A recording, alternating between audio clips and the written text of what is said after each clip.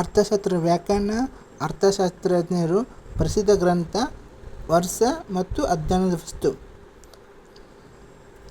Adam Smith ಅದರಲ್ಲ ಅವರು ಅರ್ಥಶಾಸ್ತ್ರ ವ್ಯಾಕರಣ ಬರೆದರು. ಅದು ಸಂಪಾದನೆ ವಾಕ್ಯ ಅಂತ ಹೇಳ್ಬೋದು. ಆ ಸಂಪಾದನೆ ವಾಕ್ಯ ಕೂಡ ಆಡಮ್ ಸ್ಮಿತ್ ಆಗಿದ್ದು ಮತ್ತು ಆಡಮ್ ಸ್ಮಿತ್ ಅವರ ಪ್ರಸಿದ್ಧ ಗ್ರಂಥ ಯಾವುದು? Wealth of nation.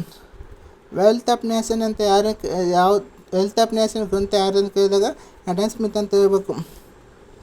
Wealth of Nations ಎಂಬ ಗ್ರಂಥ ಬರೆದವರು ಯಾರು? Adam Smith. ಯಾವಾಗ ಬರೆದಿದ್ದು? 1776 ಬರೆದಿದ್ದು. ಸಂಪತ್ತಿನ ಗಳಿಕೆ ಮತ್ತು ವಿತರಣೆ ಸಂಪತ್ತಿನ ಗಳಿಕೆ ಮತ್ತು ವಿತರಣೆಯವರ ಅಧ್ಯಯನದ ವಸ್ತು ಅಂತ ಹೇಳ್ಬೋದು. ನೆಕ್ಸ್ಟು ಆಲ್ಫ್ರೆಡ್ ಮಾರ್ಷಲ್ ಅವರು ಯುಗೋಸ್ಲೇಮ ವ್ಯಾಖ್ಯೆಯವರು ಬರೆದಿದ್ದು ಮತ್ತು ಆಲ್ಫ್ರೆಡ್ ಮಾರ್ಷಲ್ ಅವರ ಗ್ರಂಥ ಯಾವುದು? Principle of economics. Alfred Marshall ಅವರ ಪ್ರಸಿದ್ಧ ಗ್ರಂಥ ಯಾವುದು? Principal economics. 1890 ಬರೆದಿದ್ದು. ಮಾನವನ ಕಲ್ಯಾಣ ಅವರ ಅಧ್ಯಯನದ ವಸ್ತು ಆಗಿತ್ತು ಅಂತ ಹೇಳ್ಬೋದು. ನೆಕ್ಸ್ಟು ಲಿಯೋನಾರ್ಡ್ ರಾಬಿನ್ಸ್ ಅವರು ಕೂಡ ಅರ್ಥಶಾಸ್ತ್ರಜ್ಞರಾಗಿದ್ದು ಅವರು ಬರೆದಿದ್ದು ಕೊರತೆ ವಿರಳತೆ ವ್ಯಾಕರಣ ಬರೆದಿದ್ದು. ಅವರ ಪ್ರಸಿದ್ಧ ಗ್ರಂಥ on essay on nature and significance of economic science ಅವರು ಗ್ರಂಥವಾಗಿದ್ದು. 1932 ಬರೆದಿದ್ದು. ಆಕೆಯ ಕುರಿತ ಅವರ ಸಮಸ್ಯೆ ಅವರ ಅಧ್ಯಯನ ವಸ್ತು ಆಗಿದೆ ಅಂತ ಹೇಳ್ಬೋದು. ಇಷ್ಟು G.M. ಕೇನ್ಸ್ ಮತ್ತು ಸ್ಯಾಮ್ಯುಯೆಲ್ಸ್ ಅವರ ಅರ್ಥಶಾಸ್ತ್ರ ಇದ್ದು ಅವರು ಬೆಳವಣಿಗೆ ಆಧಾರಿತ ಮತ್ತು ವ್ಯಾಖ್ಯೆ ಬರೆದಿದ್ದು. Next general theory of employment of interest and ಮನಿ ಅವರು ಪ್ರಸಿದ್ಧ ಗ್ರಂಥ. 1936 ಬರೆದಿದ್ದು. ಬೆಳವಣಿಗೆ ದಾರಿ ಮತ್ತು ನಿರ್ಧಾರ ಇದು ಅಧ್ಯಯನ ವಸ್ತು ಅಂತ ಹೇಳ್ಬೋದು.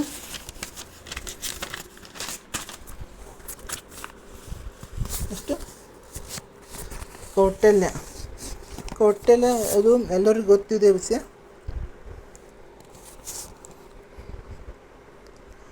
ಕೌಟಿಲ್ಯ ಅರ್ಥಶಾಸ್ತ್ರವು ಆರ್ಥಿಕ ನೀತಿ ಬಗ್ಗೆ ತಿಳಿಸುವಂಥ ಪ್ರಾಚೀನ ಭಾರತೀಯ ಶಾಸ್ತ್ರ ಗ್ರಂಥವಾಗಿದ್ದು ಹೌದು.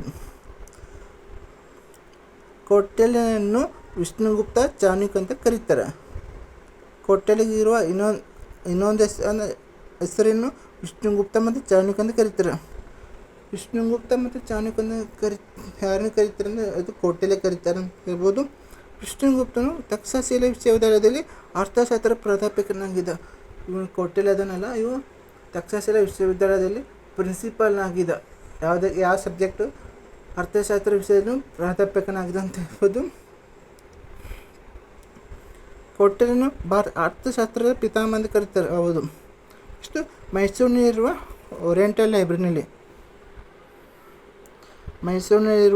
ಓರಿಯೆಂಟಲ್ ಗ್ರಂಥದಲ್ಲಿ ಕೌಟಿಲ್ಯನ ಅರ್ಥಶಾಸ್ತ್ರ ಸಂಸ್ಕೃತವನ್ನು ಅಂದಿನ ಗ್ರಂಥಪಾಲಕರಾಗಿದ್ದ ಆರ್ ಶಾಸ್ತ್ರಿಗಳು ಪತ್ತೆ ಹಚ್ಚಿ ಅದನ್ನು 1909 ಇಂಗ್ಲೀಷ್ಗೆ ಭಾಷಾಂತರಿಸಿದರು.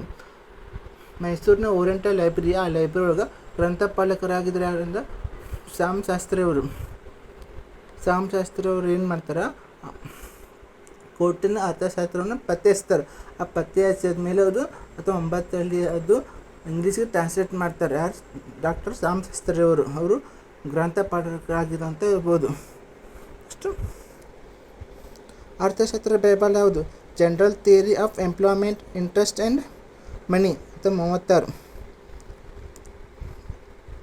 ಅರ್ಥಶಾಸ್ತ್ರ ಬೈಬಲ್ ಕೇಳಿದಾಗ general theory of employment interest and ಮನಿ 1936. ಈ ಗ್ರಂಥವನ್ನು ಅರ್ಥಶಾಸ್ತ್ರ ಒಂದು ಬೈಬಲ್ ಅಂತ ಕರೀತಾರೆ. ಓಕೆ. ಈ ಕೃತಿಯನ್ನು ಬ್ರಿಟಿಷ್ ಅರ್ಥಶಾಸ್ತ್ರಜ್ಞ ಜಾನ್ ಮೇನಾರ್ಡ್ ಕೇನ್ಸ್ ಅವರು ಬರೆದಿದ್ದಾರೆ. ಅಂದರೆ ಈ ಕೃತಿ ಬರೆದಿದ್ದಾರೆ ಯಾರು? ಜಾನ್ ಮೇನಾರ್ಡ್ ಕೇನ್ಸ್ ಅವರು ಬರೆದಿದ್ದು. ಇವರು ಆರ್ಥಿಕ ಚಟುವಟಿಕೆಯಲ್ಲಿ ಸರ್ಕಾರದ ಹಸ್ತಕ್ಷೇಪ ಅನಿವಾರ್ಯ ಅಂತ ಪ್ರತಿಪಾದಿಸಿದರು. ಅಂದರೆ ಯಾವುದೇ ಹಣಕಾಸು ವಿಷಯದಲ್ಲಿ ಸರ್ಕಾರದ ಅನುಮತಿ ಬೇಕು ಅಂತ ಇವರು ಪ್ರತಿಪಾದಿಸ್ತಾರೆ ಅಂತ ಹೇಳ್ಬೋದು. ನೆಕ್ಸ್ಟು ಅರ್ಥಶಾಸ್ತ್ರ ಪದದ ಮೊದಲ ಬಳಕೆ ಆಲ್ಫ್ರೆಡ್ ಮಾರ್ಷಲ್. ಅರ್ಥಶಾಸ್ತ್ರ ಎಂಬ ಪದವನ್ನು ಮೊದಲ ಬಾರಿಗೆ ಬಳಕೆ ಮಾಡಿದ ಬ್ರಿಟಿಷ್ ಅರ್ಥಶಾಸ್ತ್ರ ಯಾರಾಗಿದ್ದರು? ಆಲ್ಫ್ರೆಡ್ ಮಾರ್ಷಲ್ ಆಗಿದ್ದು. ಇವರು ಬರೆದ ಪುಸ್ತಕ principle of economics of industries ಇವ್ರ ಪುಸ್ತಕ ಆಗಿದೆ ಅಂತ ಹೇಳ್ಬೋದು.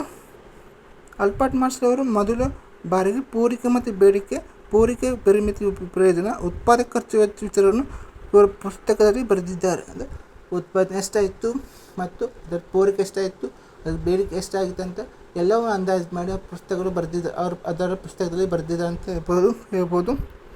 ಇವರನ್ನು ಅರ್ಥಶಾಸ್ತ್ರ ಅಗ್ರಗಣ್ಯರು ನವ್ಯ ಸಾಂಪ್ರದಾಯಿಕ ವ್ಯಾಕರಣ ಪಿತಾಮಹ ಎಂದು ಕರೀತಾರೆ. ನವ್ಯ ಸಾಂಪ್ರದಾಯಿಕದ ವ್ಯಾಕರಣದ ಪಿತಾಮಹ ಎಂದು ಕರೀತಾರೆ. ಯಾರಿಗೆ? Albert Marshall. Oxford review of economics policy, ಇದು ನೆಕ್ಸ್ಟ್ ಕ್ಲಾಸ್ ನೋಡೋಣ.